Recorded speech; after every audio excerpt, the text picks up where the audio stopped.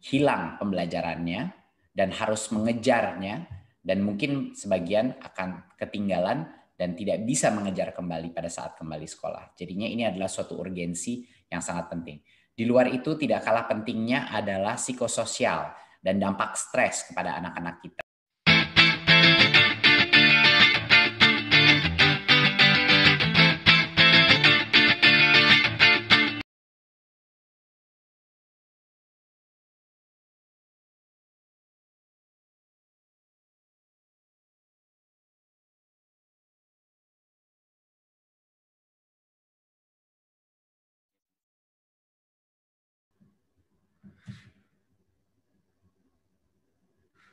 Terima kasih. Pada saat ini kami sudah mengevaluasi hasil daripada SKB keempat menteri sebelumnya, dan kami melihat situasi pada hari ini bahwa hanya 13% daripada sekolah melakukan pembelajaran tatap muka, dan sebesar 87% masih melakukan belajar dari rumah.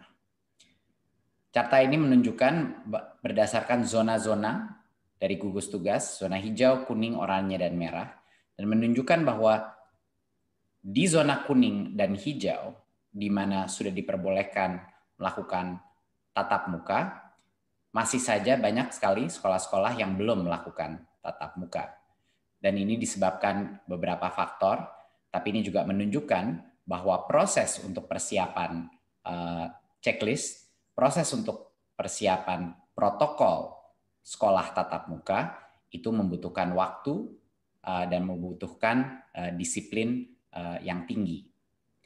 Jadi ini sekedar pemotretan situasi pada saat ini, dan banyak juga di zona oranye dan merah walaupun tidak diperkenalkan terbuka, tapi banyak sekali daerah-daerah, desa-desa dan kelurahan yang merasa sangat sulit untuk melaksanakan PJJ. Yang berikutnya adalah kita harus menyadari bahwa setelah kita mengevaluasi hasil daripada pembelajaran jarak jauh ini, bahwa dampak negatif yang terjadi pada anak itu suatu hal yang nyata dan bisa sekali kalau terus-menerus dilaksanakan bisa menjadi suatu resiko yang permanen. Resiko pertama adalah ancaman putus sekolah, di mana banyak sekali anak-anak yang harus bekerja atau didorong sama orang tuanya untuk bekerja, dan ini berhubungan dengan situasi ekonomi yang tidak memadai.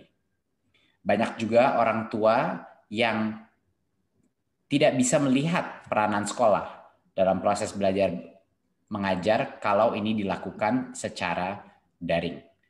Dan ini juga menimbulkan banyak sekali orang tua yang skeptis bahwa PJJ ini adalah suatu hal yang benar-benar berperan dalam pendidikan anaknya, sehingga banyak anak juga dikeluarkan dari sekolah, dan resiko ini akan meningkat semakin lama. Kedua adalah berbagai macam resiko, kendala, tumbuh, dan kembang. Kita sudah mengetahui bahwa di daerah-daerah di mana semakin sulit melakukan PJJ, kesenjangan antara pencapaian pembelajaran di daerah-daerah tersebut dibandingkan dengan daerah-daerah yang lebih mapan dan di kota-kota semakin melebar. Dan tentunya pertumbuhan anak-anak kita juga menjadi resiko yang sangat besar. Keikutsertaan dalam PAUD sejak kita melakukan PJJ ini menurun secara drastis, dan APK PAUD ini juga bisa menjadi tren yang akan punya dampak permanen karena banyak sekali anak-anak PAUD yang sekarang tidak sekolah. Dan tentunya resiko learning loss, resiko bahwa ada satu generasi di Indonesia, anak-anak kita yang hilang pembelajarannya dan harus mengejarnya, dan mungkin sebagian akan ketinggalan dan tidak bisa mengejar kembali pada saat kembali sekolah. Jadinya ini adalah suatu urgensi yang sangat penting. Di luar itu tidak kalah pentingnya adalah psikososial dan dampak stres kepada anak-anak kita. Minimnya interaksi anak-anak kita dengan guru, dengan teman-temannya, dengan lingkungan di luarnya, yang menyebabkan tingkat stres di dalam rumah tangga, baik orang tua maupun anak-anak, meningkat secara drastis. Dan ini akan punya dampak permanen juga kepada psikososial anak-anak kita. Seperti yang kita tahu, tidak ada yang namanya pembelajaran tanpa keamanan, perasaan keamanan dan harmoni psikologis dari anak-anak kita. Dan tentunya peningkatan insiden-insiden kekerasan yang terjadi di dalam rumah tangga juga meningkat. Dan ini harus menjadi salah satu pertimbangan kita yang terpenting. Berikut. Penentuan kebijakan ini harus berfokus kepada daerah. Kami terus mendapatkan berbagai macam permintaan dari berbagai macam kepala daerah, kepala dinas untuk meminta pada pemerintah pusat bahwa walaupun zona itu ditentukan per kabupaten, ada banyak sekali desa-desa, ada banyak sekali kecamatan-kecamatan yang menurut evaluasi mereka relatif aman dan desa-desa tersebut sangat sulit melakukan PJJ. Jadi pemerintah daerah ini adalah pihak yang paling mengetahui, bukan pemerintah pusat, paling mengetahui kondisi dan kebutuhan dan keamanan situasi COVID di daerahnya sendiri. Kondisi dan kebutuhan dari setiap kecamatan atau desa kelurahan dapat bisa sangat bervariasi ya dengan satu dan lainnya. Bisa di dalam kotanya ada kasus-kasus infeksi yang sangat berat, tapi bisa juga ada desa-desa dan area-area yang terpencil yang tidak terdampak, tetapi tanpa memberikan kemampuan untuk Pemda menentukan mana yang bisa mulai tatap muka, mana yang tidak. Kita tidak menghargai perbedaan antara setiap daerah dan dinamika populasi di setiap daerah. Jadi pengambilan kebijakan di sektor pendidikan ini dengan pertimbangan yang holistik dan selaras dengan pengambilan kebijakan pada sektor lain agar sistem pendidikan kita juga konsisten dengan sektor-sektor lain dan kebijakan kita mengenai penanganan COVID di sektor-sektor lain itu selaras dan tidak berbeda total. Berikut.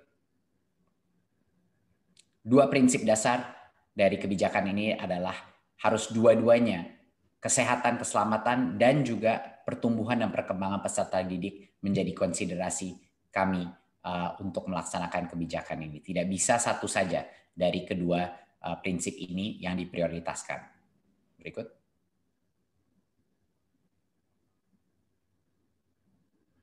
Ya. Berarti pemerintah pada hari ini melakukan penyesuaian kebijakan untuk memberikan kewenangan kepada pemerintah daerah, Kanwil atau kantor Kemenak untuk menentukan pemberian izin pembelajaran tatap muka di sekolah-sekolah di bawah kewenangannya. Pemberian izin ini bisa saja secara serentak ataupun bertahap tergantung kepada kesiapan masing-masing daerah sesuai dengan diskresi kepala daerahnya berdasarkan evaluasi kepala daerahnya mengenai mana yang siap, mana yang tidak, dan tentunya kesiapan sekolah masing-masing dalam menentukan, dalam memenuhi semua checklist untuk melakukan tatap muka dan juga melaksanakan protokol kesehatan yang sangat ketat. Kebijakan ini berlaku mulai semester genap tahun ajaran 2020-2021, jadinya bulan Januari 2021. Jadi daerah dan sekolah diharapkan dari sekarang sampai sekarang, kalau siap untuk melakukan tatap muka, kalau ingin melakukan tatap muka, harus segera meningkatkan kesiapannya untuk melaksanakan ini dari sekarang sampai akhir tahun. Berikut. Apa prosesnya? Ya, mulai Januari 2021 ada 3 pihak yang akan menentukan apakah sekolah itu boleh dibuka apa tidak. Yang pertama adalah Pemda-nya sendiri. Ya. Pemda atau dalam situasi yang lain Kanwil atau kantor Kemenak. Ya. Yang kedua adalah kepala sekolah harus menyetujui, dan yang ketiga adalah perwakilan orang tua, yaitu melalui komite sekolah. Jadi kalau 3 pihak ini tidak mengizinkan sekolah itu buka, sekolah itu tidak diperkenankan untuk dibuka. Tetapi kalau 3 pihak itu telah setuju, berarti sekolah itu boleh melaksanakan tatap muka. Ya, jadi harus ada persetujuan orang tua melalui komite orang tua, persetujuan kepala sekolah, dan tentunya kepala daerah. Kalaupun sekolahnya dibuka, ini harus saya tekankan sekali lagi bahwa orang tua masih bisa tidak memperkenankan anaknya untuk datang ke sekolah untuk melakukan tatap muka. Ya, jadi hak terakhir dari siswa individu, walaupun sekolahnya sudah mulai tatap muka, masih ada di orang tua. Ya.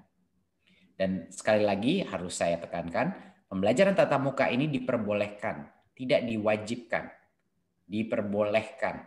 Dan keputusan itu ada di Pemda, kepala sekolah, dan orang tua, yaitu komite sekolah.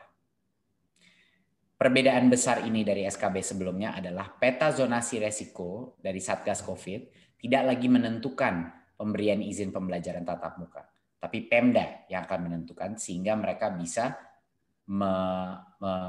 memilah daerah-daerah dengan cara yang lebih granular, lebih mendetail.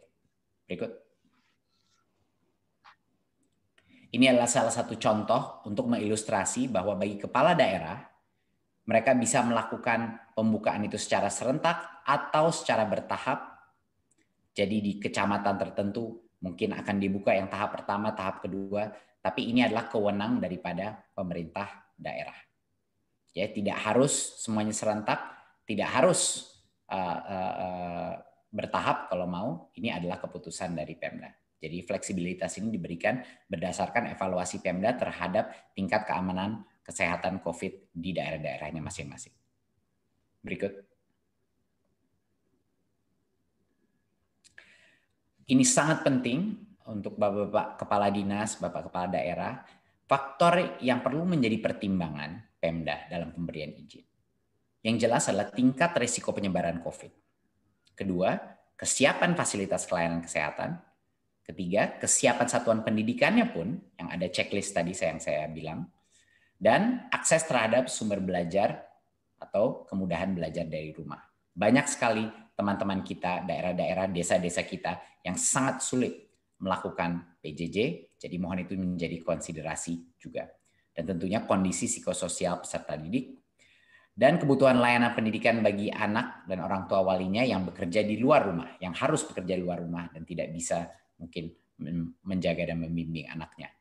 Ketersediaan transportasi, tempat tinggal warga satuan, dan mobilitas antara kabupaten, kota, kecamatan, dan tentunya kondisi geografis setiap daerah. Ini harus menjadi pertimbangan yang holistik, dan Pemda harus mengambil keputusan itu berdasarkan semua faktor-faktor ini, di mana yang mau tetap tatap muka, di mana mau yang dilanjutkan belajar dari rumah. Berikut.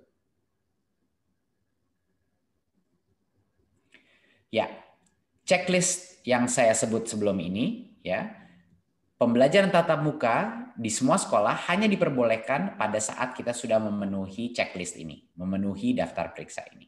Checklist itu ada 6, sama seperti SKB yang sebelumnya. Yang satu adalah sanitasi dan kebersihan, yaitu toilet, sarana cuci tangan, dan disinfektan. 2 adalah akses kepada fasilitas pelayanan kesehatan. Ketiga adalah kesiapan menerapkan wajib masker. Keempat adalah termogan. Kelima, pemetaan warga satuan pendidikan harus mengetahui siapa yang memiliki komorbiditas dari guru-gurunya, murid-muridnya, dan yang tidak memiliki akses transportasi yang aman, dan tentunya riwayat perjalanan dari daerah dengan tingkat resiko COVID-19 yang tinggi. Dan yang keenam adalah tentunya persetujuan komite sekolah dan perwakilan orang tua wali. Tanpa persetujuan perwakilan orang tua, sekolah itu tidak diperkenankan untuk dibuka. Jadi ini adalah daftar periksa untuk memberikan kepastian bahwa sekolah itu boleh tatap muka kalau dia mau. Setelah itu, setelah diperbolehkan, kalau misalnya daftar periksa ini sudah terpenuhi, baru kita masuk dalam protokol yang baru. Jadinya pas tatap muka pun dilakukan, protokolnya bukan seperti masuk sekolah normal. Berikut.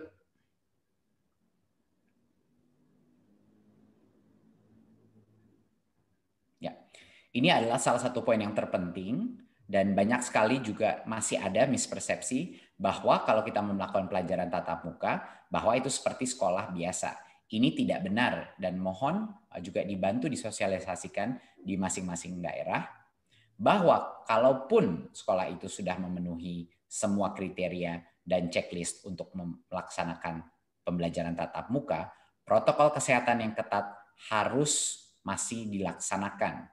Ya, yang pertama ini adalah standar. Yang pertama yang terpenting adalah kapasitas maksimal itu sekitar 50% dari rata-rata. Jadinya mau tidak mau semua sekolah harus melakukan rotasi atau shifting. Ya, tidak boleh kapasitas full. harus dengan rotasi. Jadinya pasti di satu saat hanya mungkin setengah dari anak-anak ada di sekolah di satu tempat. Mohon ini ditekankan berkali-kali kepada semua kepala dinas, saya mohon ditetapkan. Ini harus jumlah maksimal peserta didik di PAUD hanya 5 anak. Biasanya kan 15, sekarang 5. Jumlah peserta didik di pendidikan dasar menengah 18 anak maksimal per kelas, yang biasanya 36, dan untuk SLB maksimal 5 anak. Jadi sistem bergiliran atau shifting ini harus dilakukan. Dan karena itu, hanya dengan jalan itu kita bisa menjaga jarak sampai dengan minimal 1,5 meter. Social distancing 1,5 meter di dalam kelas. Ya. Dan tentunya perilaku wajibnya harus pakai masker. Tidak ada negosiasi di sini. Semua anak, guru, semua tenaga pendidik harus memakai masker. Cuci tangan sabun, menjaga jarak, dan menerapkan etika batuk dan bersin. Lalu berikut. Ya, kita pastikan bahwa kondisi medis warga satuan pendidikan yang punya komorbiditas tidak boleh melakukan tatap muka, tidak boleh datang ke sekolah kalau mereka punya komorbiditas karena resiko mereka kalau kena COVID jauh lebih tinggi. Ya. Dan ini satu lagi poin yang sangat penting, tidak diperkenankan kegiatan-kegiatan yang berkerumun. Artinya kantin tidak diperbolehkan beroperasi. Kegiatan olahraga dan ekstrakurikuler tidak diperbolehkan untuk dilakukan. Anak-anak hanya boleh masuk, belajar, lalu pulang. Ini juga harus ditekankan. Dan selain pembelajaran, tidak ada lagi kegiatan selain KBM. Ya, contoh-contoh yang tidak boleh. Orang tua tidak boleh menunggu siswa di sekolah, istirahat di luar kelas, pertemuan orang tua dan murid, itu tidak diperbolehkan. Jadi maksud pesan yang terpenting di sini adalah artinya pembelajaran tatap muka bukan kembali ke sekolah seperti normal. Ini sangat di luar yang normal karena kapasitasnya hanya setengah yang diperbolehkan tanpa aktivitas berkerumun apapun lainnya. Dan ini makanya monitoring daripada dinas, daripada Pemda, daripada gugus tugas daerah ini luar biasa pentingnya untuk memastikan protokol ini terjaga. Berikut. Ya. Seluruh pemangku kepentingan harus mendukung untuk ini menjadi sukses, baik dari pemerintah pusat, Satgas, masyarakat sipil, sekolah, dan orang tua. Ini luar biasa pentingnya peran mereka dalam melakukan monitoring dan evaluasi untuk menjaga keamanan siswa-siswi kita, guru-guru kita, orang tua, dan tentunya nenek kakeknya, anak-anak yang tinggal di rumahnya mereka juga. Jadinya di pemerintah daerah pun, Dinas Pendidikan, Kesehatan, dan Perhubungan harap semuanya berkoordinasi untuk memastikan bahwa anak kita bisa kembali ke sekolah, tetapi dengan keamanan kesehatan yang terbaik yang bisa kita lakukan. Berikut. Terima kasih Bapak Ibu. Jadi sekian adalah presentasi saya. Semoga memberi kejelasan, semoga juga memberi harapan bagi banyak sekali anak-anak kita yang sangat sulit melaksanakan PJJ.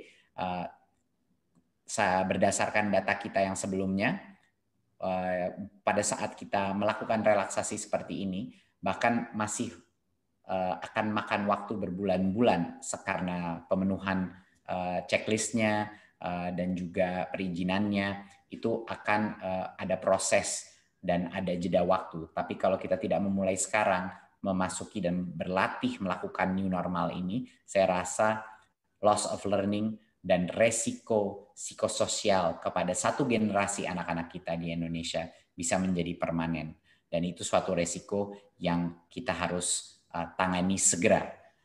Terima kasih. Wassalamualaikum warahmatullahi wabarakatuh.